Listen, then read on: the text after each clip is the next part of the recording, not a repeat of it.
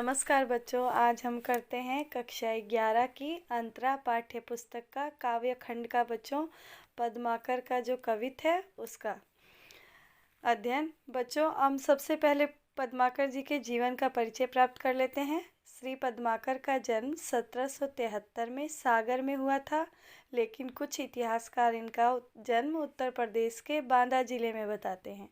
इनके पिता श्री मोहनलाल भट्ट थे। इनके पिता व अन्य वंशज कवि थे, इसलिए इनके वंश का नाम कवीश्वर पड़ा।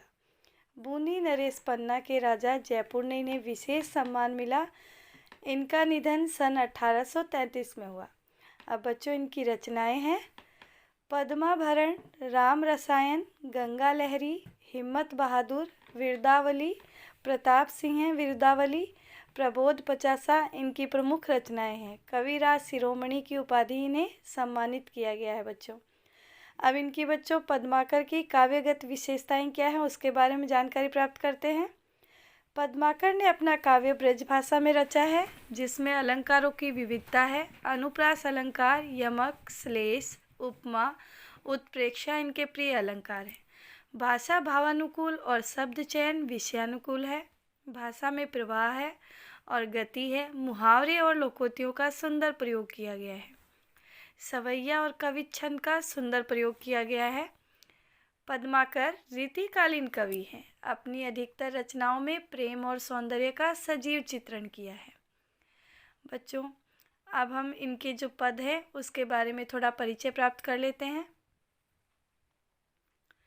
जो पहला इनका कवित है बच्चों वह है प्रकृति से संबंधित। तो पहले कवित में कवि ने प्रकृति सौंदर्य का वर्णन किया है। प्रकृति का संबंध विभिन्न ऋतुओं से है। बसंत ऋतुओं का राजा है।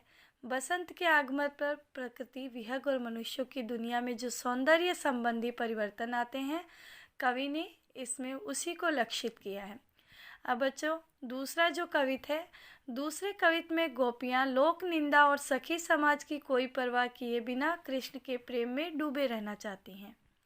और बच्चों जो अंतिम है हमारा कवित, अंतिम कवित में कवि ने वर्षा ऋतु के सौंदर्य को भौरों के गुंजार, मोरों के शोर और सावन के झूलों में देखा है।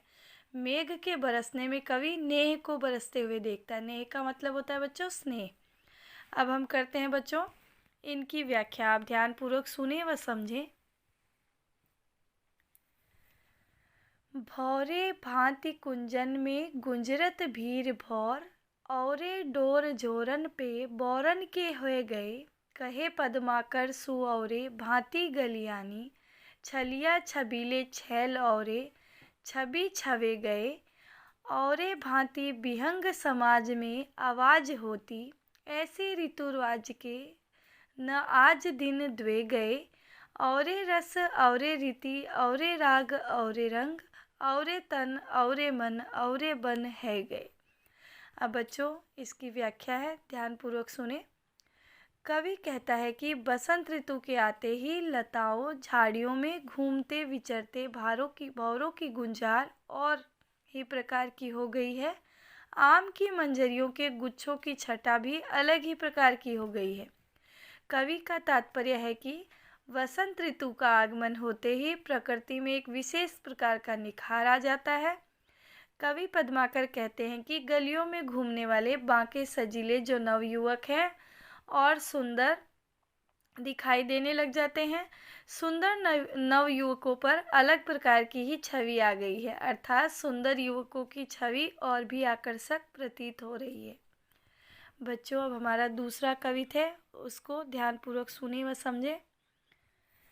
गोकुल के कुल के गली के गोप, गाउन के जो लगी कछु को कछु भाखत भने नहीं। कहे पद्माकर परोस पिछवारन के, द्वारन के दोरी गुण अवगुण गने नहीं।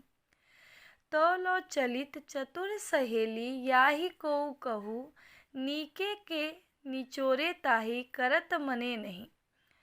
हो तो श्याम रंग में चुराई चित चोरा चोरी, बोरत तो बोरियों पर निचोरत बने नहीं। बच्चों इसकी व्याख्या इस प्रकार है। कवि के अनुसार गोकुल क्षेत्र के ग्वालों के सभी गांवों की गलियों में गली गली में होली का उल्लास इस तरह से छाया हुआ है कि वहाँ के हाल के बारे में कुछ भी कहते नहीं बनता। कवि का तात्पर्य यह है कि वहाँ हर ओर होली की मस्ती छाई हुई है। कवि पद्माकर कहते हैं कि लोग अपने आस पड़ोस, पिछवाड़े और द्वार द्वार तक दौड़ लगाते हुए होली खेल रहे हैं। वे किसी के गुण अवगुण का भी ध्यान नहीं रखते।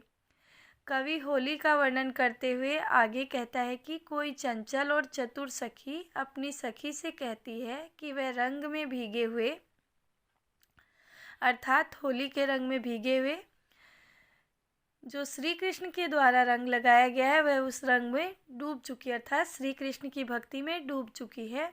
अब वह भक्ति के रस में डूब चुकी है, तो एक बार डूबने पर वह उनसे अलग नहीं होना चाहती, अर्थात वह कहती है कि मैं इस भक्ति में अगर लीन हो गई हूँ तो मैं कितना भी उस रंग को अपने आप से हटाना चाहूँ तो वह हटा नहीं पाती। कितना भी निचोड़ कर उसको अलग करना चाहूँ तो वह रंग तो मेरे हृदय में ही समाया हुआ है। अब बच्चों हम करते हैं कविता नंबर 3। भौरन को गुंजन बिहार बन कुंजन में, मंजुल मलारन को गावनो लगत है।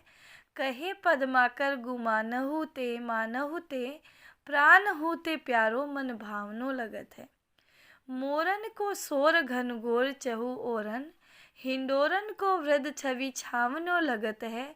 नेह सरसावन में मेह बरसावन में, सावन में झूलिबो सुहानो लगत है।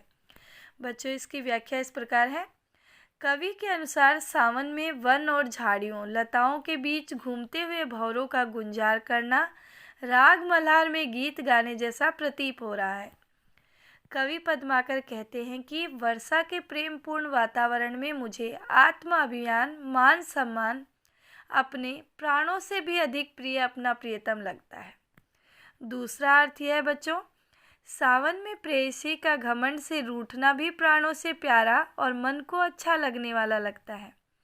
यहाँ कवि का तात्पर्य है कि वर्षा ऋतु के आनंददायक परिवेश में यदि प्रेयसी घमंड करते हुए रूठ भी जाए तो उसको बुरा नहीं लगता, बल्कि अधिक आकर्षण उत्पन्न होता है। बच्चों आशा करती हूँ आपको यह व्याख्या भली भांति समझ आ गई होगी। धन्यवाद।